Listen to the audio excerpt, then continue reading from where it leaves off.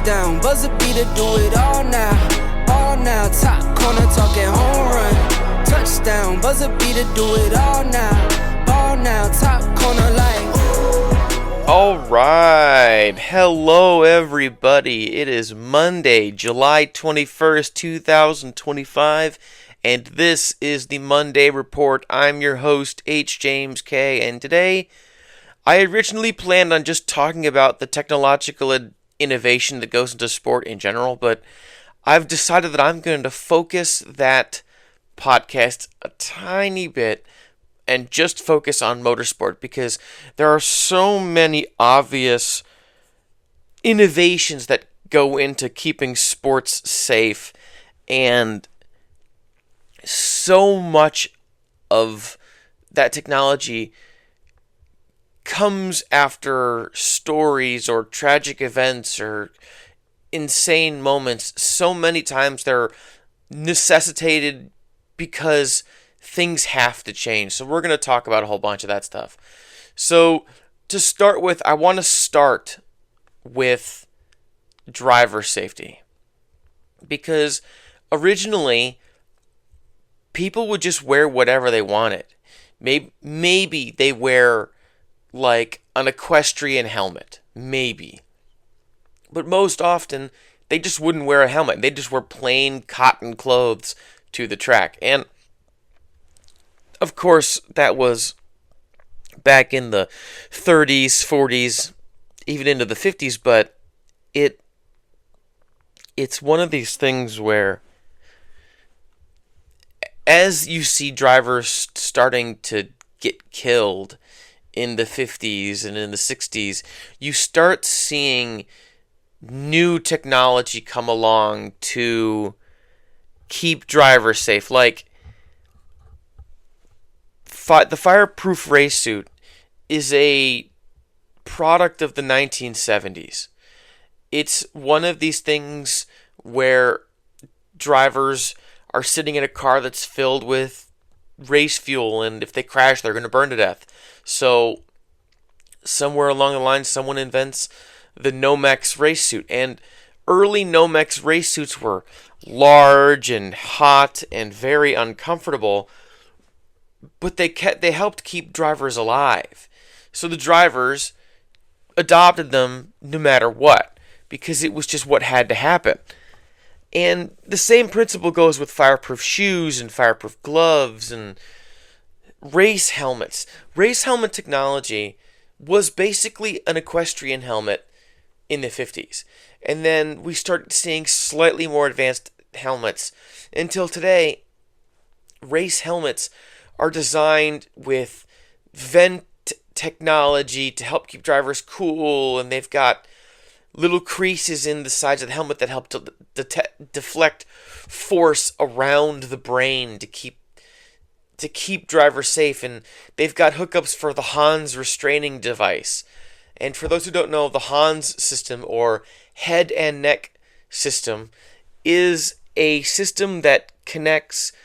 It's basically like a plastic collar that you wear over your shoulders that hooks to your helmet, and it prevents whiplash injuries if you get in a crash.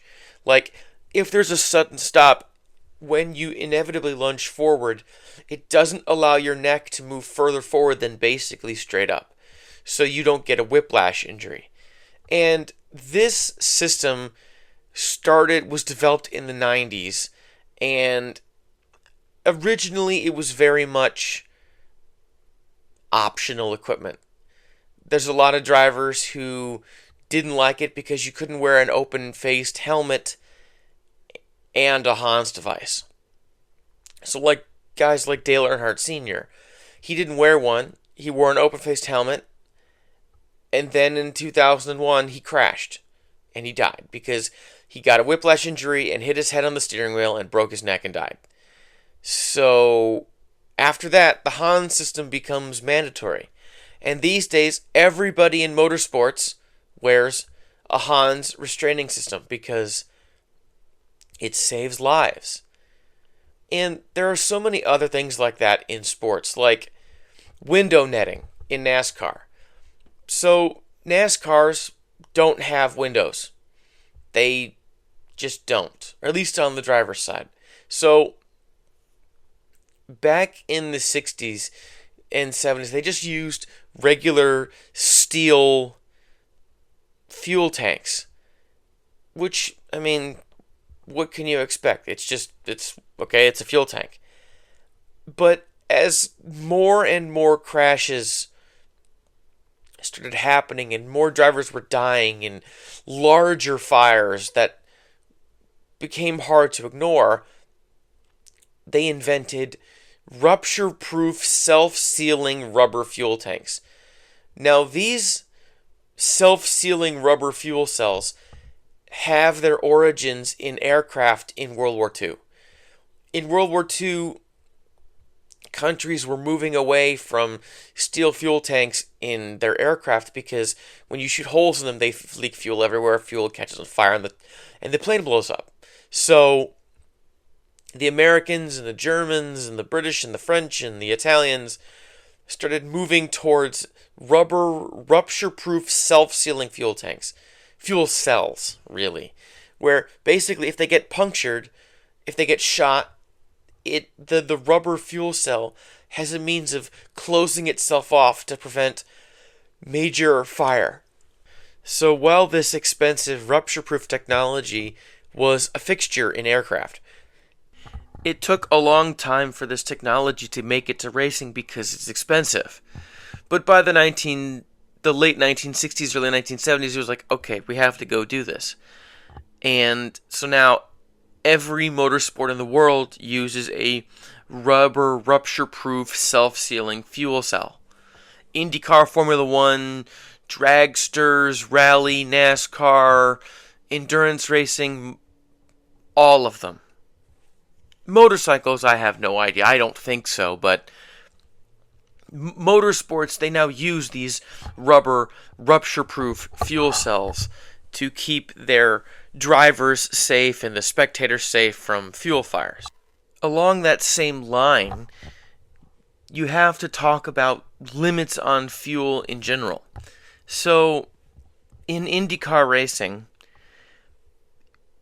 going all the way to 1964, there were no limits on how much fuel you could put in a car. If you wanted to put 85 gallons of fuel in your car, so you didn't have to make 5 pit stops at the Indy 500, with each pit stop taking a minute or more, then that's what you did. Then, in 1964, there was a crash at the Indianapolis 500. Famous driver Eddie Sachs crashed with Dave McDonald on the front stretch, and the ensuing fire killed both of them and shrouded the entire front stretch in fire. There was thick black smoke and orange fire the entire width of the track, so when other drivers came around, they couldn't see through the fire, and the entire front stretch, this small portion of it right before the pits, was consumed with fire. So, for obvious reasons, the IndyCar sanctioning body at the time, which was USAC, the United States Auto Club, said, okay, that's too much fuel. So instead of having 75, 85, 100 gallons of fuel, they said, we're going to settle on 40-gallon maximum limit, and we're going to go to methanol race fuel instead of gasoline. And the thinking was methanol, which is 112 octane fuel, instead of just regular premium gasoline, is that it burns clear because it's more refined. So the thinking was, yes, the fire is clear, which means it's harder to see, but you can also see through it. So it's easier for crews to find drivers in a fire. It's easier for other cars to see through the flames so they know where they're going, and there's not this column of thick black smoke and all of this. So that was a new thing for 1975, was going to smaller fuel tanks and methanol race fuel. And that has basically persisted ever since. Now, these days, some series still use regular gasoline, and IndyCar uses ethanol instead of methanol, but the principle still applies where series endeavor to use fuel that burns more clear so you can see through it. Even if it means adding an additive to make it burn with a little bit of color, like a faint blue just so you can see it. But it's one of these things where after Eddie Sachs' death, it became clear that the type of fuel cars were using in racing had to change. A less abrupt change that we've seen in the world of motorsports is the switch to carbon fiber construction for race cars. So, going back to the 1950s and 60s and 70s, race cars, specifically open-wheel race cars like Formula One and IndyCar, used a steel tube construction, and the car wouldn't, like the engine would just be bolted in, it wouldn't be a stressed member. So you'd have these big, elaborate steel tube frames construction. And then in the late 70s, early 80s, they started experimenting with monocoque technology. Monocoque meaning the entire car chassis is one singular piece. There's no tube frame that's welded together. It's just one giant piece of steel or aluminum.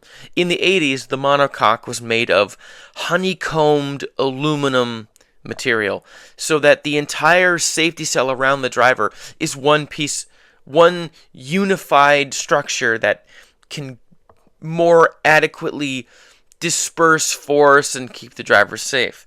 And this technology, which was originally pioneered in Formula One, was a revolution in safety, because steel tube cars, as NASCAR, even though NASCAR still uses them, which is crazy, but they're just not as safe because it takes a lot more tubing to deflect the force, and they're complicated. Whereas if you go with a monocoque, it's more expensive to build the car, but the car's structure can be designed to disperse energy and to have certain crumple zones that keep the driver safe. And by the 1990s, they were experimenting with carbon fiber. Now, carbon fiber monocoques are exponentially lighter than their steel and aluminum counterparts from previous years. And at the same time, they were significantly stronger. A current Indy car uses a Kevlar carbon fiber composite material that is woven together into one solid safety cell that's like a cocoon around the driver, that then bolts onto the engine and the fuel tank and the suspension and the aerodynamics. But this carbon fiber piece itself is one self-contained unit that is incredibly light, incredibly strong, and designed to keep the driver safe. And as this technology has evolved over the years, the number of drivers getting killed from blunt force trauma to the body has almost completely evaporated, gone away. These days, if a driver gets killed in an open-wheeler, it's more than likely from blunt force trauma to the head, which dovetails right into the next bit of innovation that we got to talk about, at least for safety: the halo. So, the halo is a very, very, very modern innovation. It was developed after Jules Bianchi was struck in the head by a piece of debris that killed him. And in the European racing or sphere of influence, his death was incredibly tragic and very sad, and the powers that be felt that his death was entirely preventable if there had been protection on the cars he was driving in Formula 2 at the time, I believe, to keep their heads safe. So instantly, Formula 1 began experimenting with different means to keep the driver safe. The first means was, well, why don't you just put a giant, thick Lexan windscreen around the driver? It won't obstruct the driver's view and it'll keep it safe. And they tried it, but the problem was the version they made the drivers nauseous. And in ballistic testing, where they would launch like a frozen chicken at the windshield, they didn't protect against anything. So they decided they created a flip-flop shape, the piece that goes between your big toe and the other toe and then wraps around your foot on both sides. They took that shape, made it out of solid titanium, and bolted that onto the car. Called it the halo because it's like a halo around the driver's head, with a thin strip of titanium right in front of the driver's face that's thin and not super obtrusive. And IndyCar saw the halo in Formula 1 and Formula 2, Formula 3, Formula Renault, all the other open-wheel series run by the FIA, and IndyCar quickly put the halo on the Indy Lights car and the Road to Indy cars. But for the IndyCar series, because of the nature of IndyCar racing, they had other concerns. Like, yes, the halo's going to keep the driver safe from major impacts with another car or the wall or the catch fence or anything else that's really solid. But at the speeds that Indy cars drive at the Indianapolis Motor Speedway, those being 230, 240 miles an hour, small debris can be just as deadly, and the halo does nothing to block small debris. So they started their own development along with Red Bull Advanced Technologies, and yes, that is Red Bull as in Red Bull Racing. And they came with what was called the Aeroscreen. Now, the Aeroscreen is basically a 30-pound titanium halo with a 10-pound clear plastic windshield made of a material called Opticore.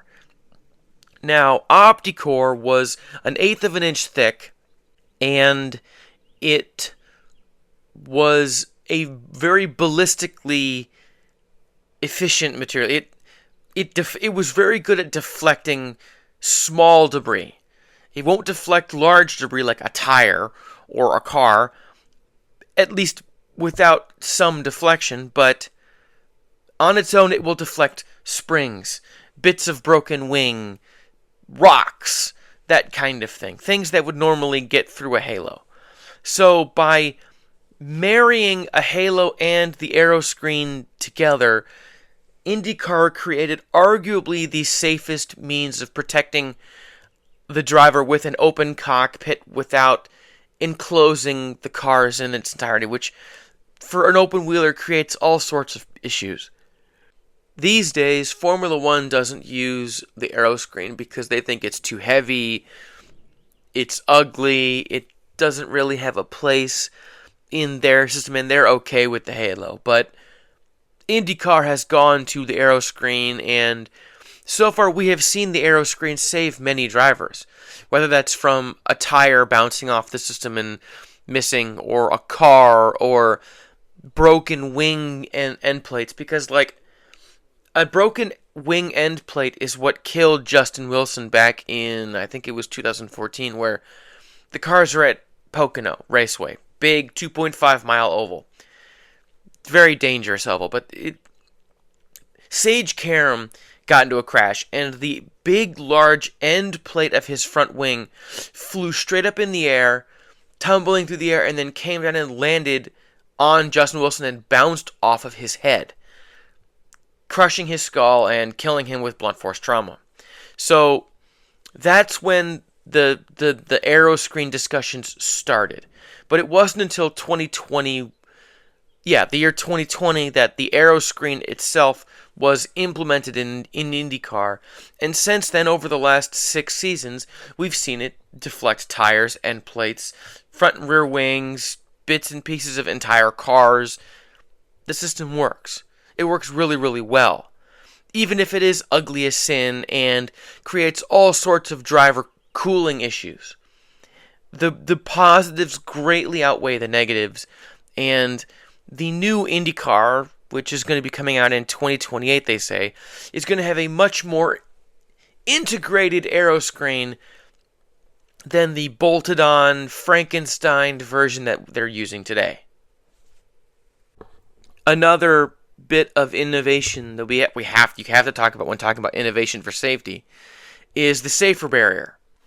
Before we can talk about the safer barrier, though, we have to go talk about the history of walls in racing in general. So, for as long as there's been racing, there's been a need for walls. And over the last century, really, the last 1.25 centuries, that technology has evolved. So originally, you would have bales of hay, or you'd have walls made of wood, and those were never really sufficient. They were dangerous. They didn't really stop anything. So they started going to Armco barriers a lot of the time. And Armco barriers were like those old school steel barriers you see on the freeway that are like it's like you have like the metal railing on the wood posts. Think of that, but like 3 of those metal railings, one on top of the other, for 3 or 4 feet high. Now, they do a good job of stopping the excuse me. They do a good job of stopping the car, but they have other drawbacks. It is for a racing standpoint. Cars can get stuck in them. They're metal, so they can shear apart and stab you, or they can deflect you in strange, unpredictable ways. So, over the last probably 40 years, many series have been getting away from Armco barriers just because they're not safe and they can kill people. So they went to concrete. Walls made of concrete. Because concrete is cheap, it's very hard, it won't deflect in weird ways, it'll basically always do the same thing. But of course, concrete has its own issues. It's concrete. It's unforgiving. It gives no energy dispersal. It's equally as dangerous, but in a different way. Then, engineers at the University of Nebraska, in partnership with both NASCAR and the IndyCar series, which I think was at the time was called the IZOD IndyCar series. I think that was what they were called back then. They worked together to develop a new kind of wall for racing, a new kind of barrier, because Formula One, there had always been tire barriers and Tech Pro barriers. When it comes to needing an actual physical hard surface to keep cars in play, so to speak, but to also largely prevent injuries, a new solution had to be made, and that solution was the steel and foam energy reduction barrier. So, basically, take your old school concrete barrier, it's still there. Then, you take wedges of hard foam, and by wedges I mean a literal triangle shape where the point is pointing inwards towards the track and the wider base of the triangle is against the wall. And these triangles are as tall as the wall is. Now, you line the entire track with these triangles of foam every 2 feet or so. And then then further inwards from the wall, if you're going wall, triangle, towards the inside of the track, you have a steel barrier. Now, these steel barriers come in segments that all kind of fit together. And the idea is when a car impacts the safer barrier, the foam compresses, the steel gives way, and it dissipates energy. And these barriers that can come in various levels of hardness for foam. Like, if you're going at slower speeds, you might want a softer foam to do more energy more energy dispersal because you're going slower. But if you're going much faster, you want a harder triangle that has less give, so that when you hit at that harder speed, you don't just collapse the safer barrier into the concrete wall and kill somebody. And the great thing about the safer barrier is, if, God forbid, a car hits it wrong and damages the safer barrier, you can repair segments of the steel and replace chunks of foam very easily. So the days of like, oh, he blew a hole in the concrete wall, we got to stop, that's over. You can just spend 30 minutes to an hour replacing the segments of the safer barrier, and you're rocking and rolling. And the safer barrier, especially in America, because of oval racing, the safer barrier is a must-have for oval racing. Big boy oval racing, not like small local tracks, but like Talladega, Daytona, Indianapolis, the big tracks, the fast tracks. You need the safer barrier because the speeds involved are so great that concrete will kill someone, whereas the dangers are lesser at a local track where you're going maybe 90 miles an hour. It's still unforgiving, and a lot of local tracks are going to safer barrier as well, but it's not as imperative for the survival of a driver as it is at some of the big ovals. Europe has yet to really adopt the safer barrier. They're more because there's not as much oval racing in Europe. They don't really need the safer barrier. They usually just use Tech Pro barriers, which are giant hunks of foam, kind of like the old school tire barriers, or they'll just use tire barriers where the tires are chained together and then wrapped in like a conveyor belt material so they don't go all over the place. So Europe has yet to really adopt the safer barrier, but in America, the safer barrier is everywhere in racing. Lots of tracks use it. It's saved a lot of lives because Dale Earnhardt Sr.'s crash, he wasn't wearing a Hans device, and that is ultimately what killed him. But it was also the direct impact with a harsh concrete wall. There's a window through which you could imagine that maybe if the safer barrier had been there, maybe he doesn't crash. Well, maybe he doesn't die from the crash. Maybe he just gets seriously injured, which isn't much better, but at least he's alive. Because the energy reducing capability of the safer barrier is so great that on replay you can see it literally deforming and deflecting cars away from the wall, keeping things in bounds, keeping drivers safe, while also preventing the more serious injuries. Now, that's not to say that it prevents injury entirely. You could still get messed up if you hit a safer barrier at the right angle, at the right speed. But the likelihood of a driver dying in a modern race car when hitting a safer barrier is significantly reduced. You're not going to see a Scott Brayton or a Dale Earnhardt Sr. You're not going to see anything like that with a safer barrier, which is why every single oval track that NASCAR goes to has the safer barrier. Every single one that IndyCar goes to has the safer barrier. At this point, it's almost a must. You can't do oval racing in America, at least big-time oval racing, if you don't have it. A lot of small tracks don't have it, but maybe you don't need it. But for the big tracks, you have to have it. It's interesting. Like, the Indianapolis Motor Speedway has a segment of safer barrier on display in the museum in the infield for safety development at the track.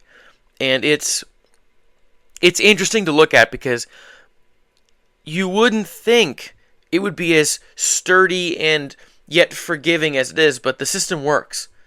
The system works really well. And there's a reason why It's almost ubiquitous in oval racing these days. So I think I'm going to kind of end this episode here. I kind of want to apologize real quick because the last couple of episodes haven't been great, and I generally want to hold myself to a higher standard than what I've been kind of giving all of you the last several weeks. My only excuse is that there isn't as much to talk about in the world of racing right now, and with football kind of not a thing right now, there's just less for me to talk about, so I'm kind of running out of ideas. Now, thankfully, come August, I'm going to have a whole bunch of football stuff to talk about. I'm going to do an in-depth preview of every Big Ten team with record predictions and game predictions.